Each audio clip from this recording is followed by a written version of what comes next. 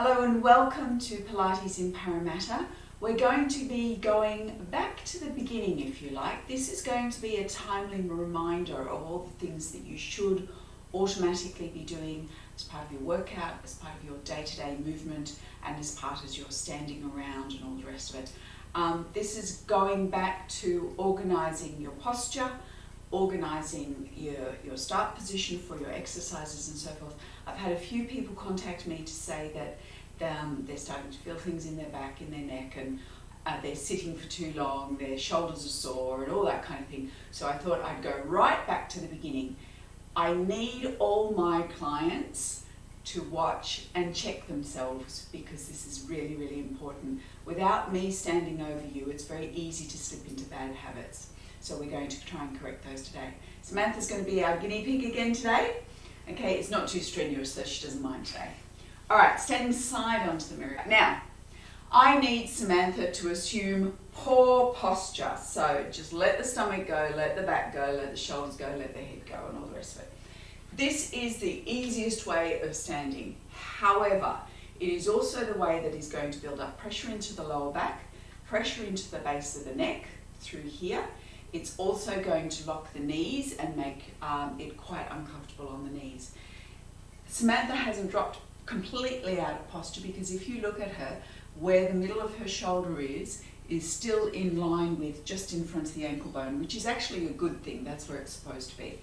Now, what we're going to do is stack you up from the bottom up. So, number one, check your arches and the angles of your feet. So your feet should be ever so slightly turned out.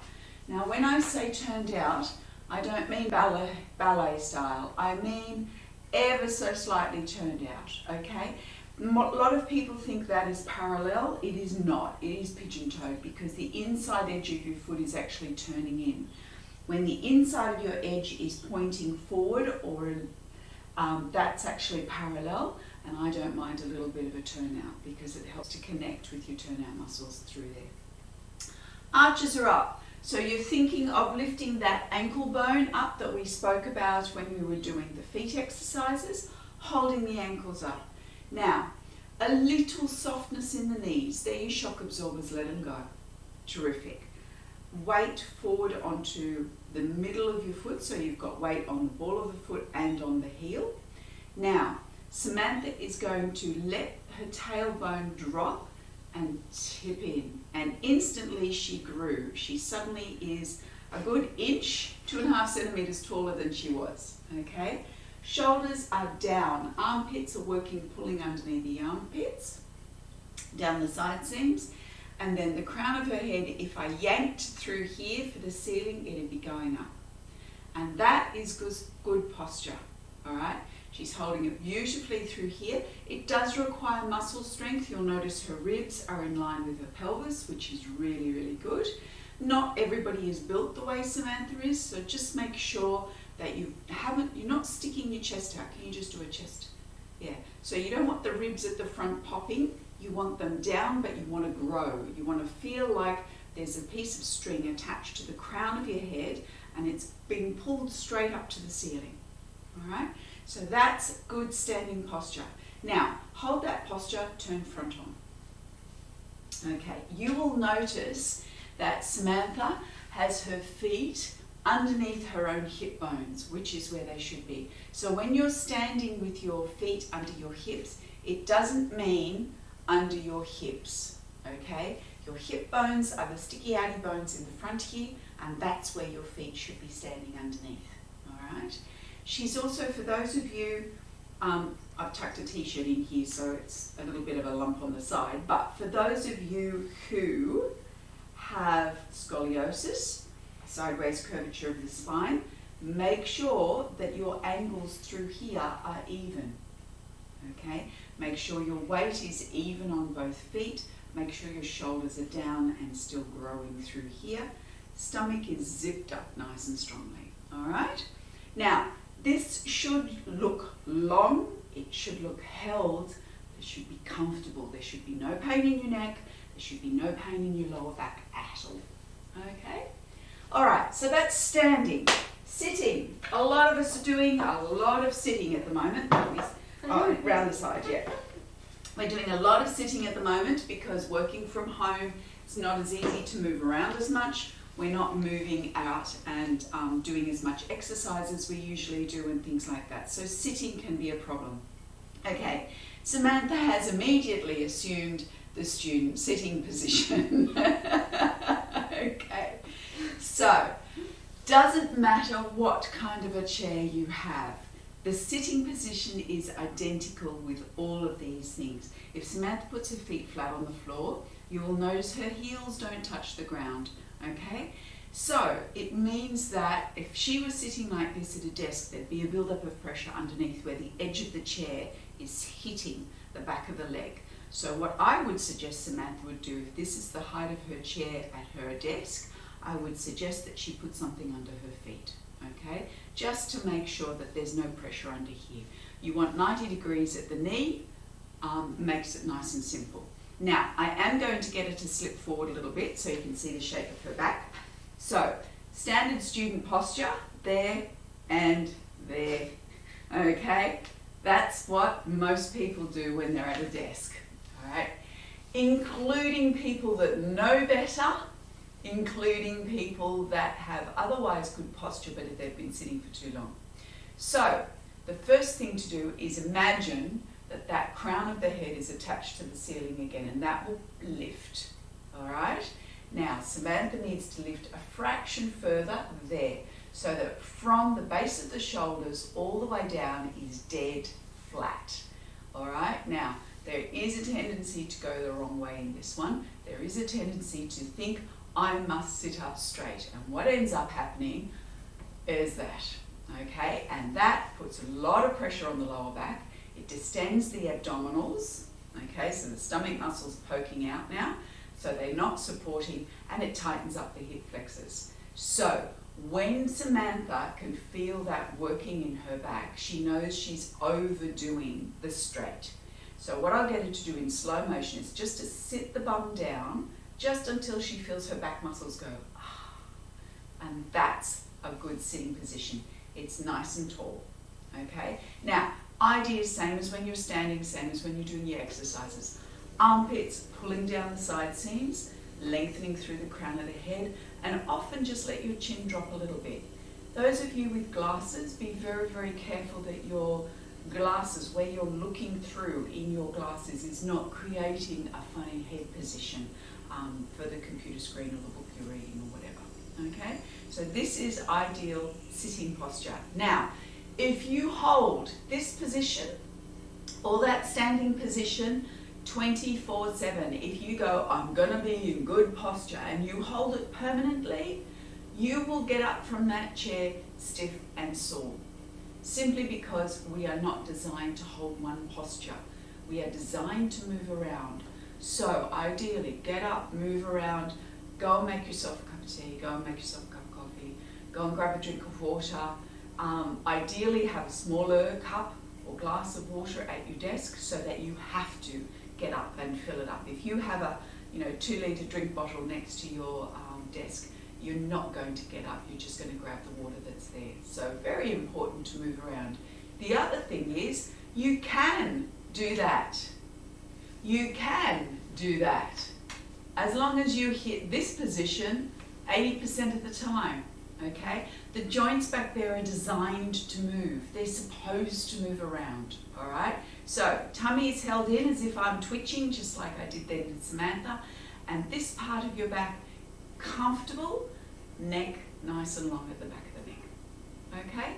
Every now and then, do be careful that you don't let your chin slide forward in order to look at something. Just let it drop in a little bit. Where your arms should be on the keyboard is at about that angle. You'll notice that Samantha's elbow is slightly in front of her shoulder. That is good, and it's ever so slightly downhill, all right? And it's because when it's downhill, everything is a beautiful straight line right to the fingers. If you can touch type, this is the ideal position to be in, all right? If Samantha, without control, pulls her shoulders, her elbows, behind her shoulders, she will find that her shoulder will either pull back hard or roll forward to do it. So with the elbow slightly in front of the shoulder can drop straight down the side seam, which is ideal, Okay, now to get that angle on your keyboard or whatever it is that you're doing, whether it's craft or whatever, you may need to lift or lower your chair, you may need to lift or lower your desk if you can. Keep in mind if that's what's going on, you may need to lift and lower your feet off something. All right, lying down, here we go. Yeah. All right, now have a lie down on your back. Now, in our Pilates at Pilates in Parramatta, we do floor exercises, start positions and things like that with a flat lower back. Now, if you take an arch in your back, which we have when we're standing, and you just try and squash it down, what you're doing is taking the harbour bridge and trying to squash it without moving the pylons. Okay, and what ends up happening is the disc spaces between the vertebrae get squashed hard. We don't want that. We want it nicely lengthened out and long. So what you do when you're trying to flatten your back off is you lift your bottom and roll it down. So you're lifting and lengthening out as much as you can. Then relax your bum. And if when your bum relaxes you lift off again, okay, it means that you need some assistance to get it down. Two ways, or several ways you can do that. The first one is grab hold of your leg one at a time. That's it. Then on an out breath, pull the knees up to you so your bottom lifts. Then holding your bottom up with one hand, put the other foot down, and then that foot down. Now Samantha has automatically tightened her stomach doing that, which is great. Some people won't. If when the stomach lets go, the bum lets go, the back lifts back off again, that's when you need tailbone cushions and other bits and pieces. Now, the other thing is Samantha's actually quite comfortable lying on the floor without a pillow. And that's because her upper back is quite straight. All right. However, most people have a bit of a curve in the upper back, so flattish cushion just under the head, not under the neck. All right. So you want to be able to let your chin drop a little bit to make the neck relax and be comfortable as well. Okay. Now, we at the studio use the black tailbone cushions for helping to get the lower back nice and flat. A folded up towel will work just as well. Now what I'm going to get Samantha to do is to bring her feet in a little closer. That's it. Now she's going to lift her bum, but if she just lifts, the whole of her back will lift up at the same time. What I want her to do is to roll off so that the bum comes off. Then we're going to place that and roll back down again. Now, she may need to wiggle this around a little bit. It should be under the very end of the tailbone and sticking out from under the bum, okay?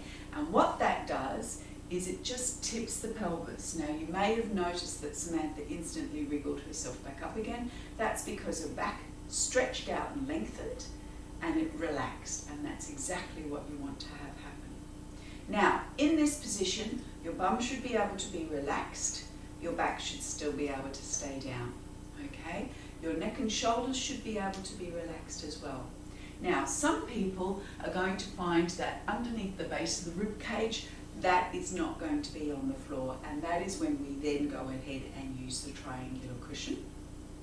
We'll also use the triangular cushion if by coming up and doing the breathing and so forth, you're not keeping the strain out of your neck and shoulder area. That triangular cushion puts you up on that angle a little bit. Okay, now, while you're in this position, engaging the stomach muscles is very important. I'm going to get Samantha to do several variations on this. Some of them are right and some of them are wrong. The first one is going to be wrong. I want her to suck your stomach in, like, all right, and you'll notice this went down, beautiful, but her rib cage popped, okay? Pop your hands down beside you so people can see. That's it. Okay, so the rib cage has lifted up. The tummy has gone flat, but the rib cage is lifted. And if you press into the tummy, it's not working. The only reason it's gone flat is because this has pulled it up. So that is exactly the wrong way of working your stomach muscles. Okay, relax off. Now, what I'm going to get her to do is to find her finger on her hip bone, the front part of the hip that's sticking up to the ceiling. And then I'm going to get her to slip her finger over it and dig in on both sides. All right, now take your breath in, breathing out, let your chest go. I need you to do it through your mouth this time. That's it. Then squashing down, and then go so far that while you're digging in there, you can feel it go hard. That's engaging your stomach muscles. Now, on your in-breath, you try and keep it engaged. So breathing in through the nose, and then and breathing out and squashing down as hard as you can. Then, keeping it there, keep the breathing going gently. Take the hands away, but keep the stomach working. And then check for me, are your shoulders relaxed? Every time you breathe out, this should go down. If it doesn't go down, you'll find you'll tighten under here without realizing it. So breathing out, drop and squash and retighten just in case. That's beautiful. All right, and again, breathing out. Okay, now I'm going to get you to do another wrong one. Keep this tight. Take a breath in. Breathe out. Don't drop your chest, just breathe. And you'll see this gets stuck. Can you feel how that tightens under there? Yeah. And breathing in, keep it tight. Breathe out, drop. And squash. Good. Okay, now, if ever you are doing something with your legs where you start feeling things in your lower back, your lower stomach is not working hard enough to do it. Keep the breathing going. Don't suffocate on me. So you need to make sure, laughing, just tighten the stomach even harder. You need to make sure that this lower stomach area is working really, really strongly. Okay? Now, another way of doing that is take your knees up to your chest for me. All right.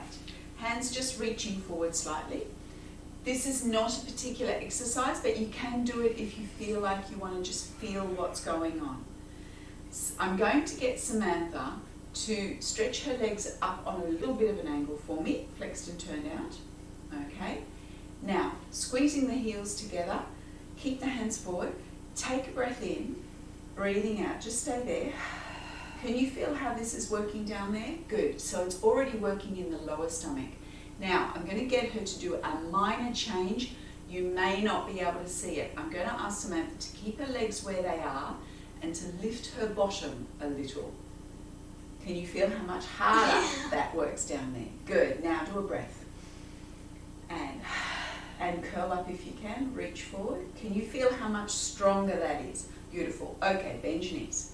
So, if ever something is working into your lower back instead of the lower stomach, all you try and do is ever so slightly lift your bum. Now, the incorrect way of lifting your bum is to pull your legs up to you, because that lifts your bum, but it doesn't necessarily work your stomach any harder.